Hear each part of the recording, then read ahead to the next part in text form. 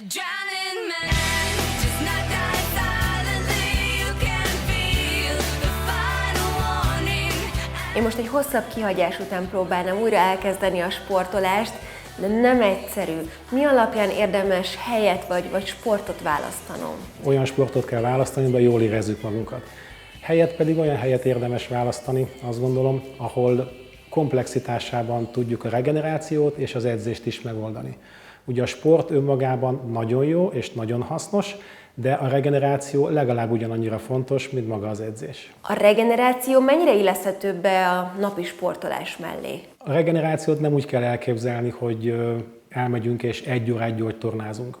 Akár például egy 3 perces krioszauna tökéletes regenerálódást tud kínálni, azonnali fájdalomcsökkentéssel, azonnali gyulladáscsökkentéssel, úgyhogy nem kell órákat eltölteni magával a regenerációval. Finn szaunáról már hallottam, de mit is jelent az, hogy krioszauna? A krioszauna ő egy hidegterápiás eszköz, több fajtája van elektromos, van nitrogénes, és igazság szerint a testnek az öngyógyító mechanizmusait indítja be. Mennyire fájdalmas, hogyha az ember ennyire hideg szaunába megy be?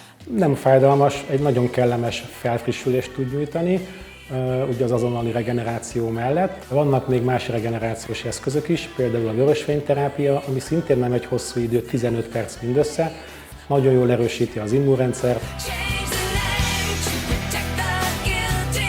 You'll never leave. A masszírozás mennyire számít regenerációnak? Abszolút regenerációnak számít, sőt azt szokták mondani, hogy a masszázs a lustás sportja.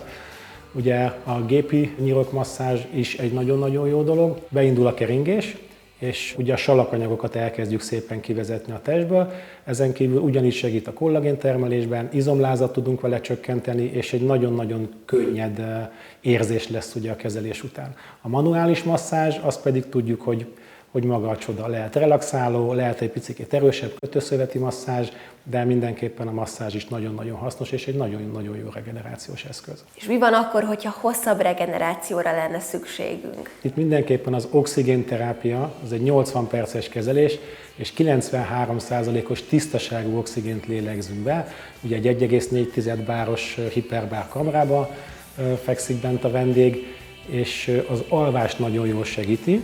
Ugye azt tudjuk, hogy minél jobban alszunk, ugye annál jobb a regeneráció, ezen kívül pedig nagyon jó teljesítménynövelő hatása van, és természetesen erősíti az immunrendszert.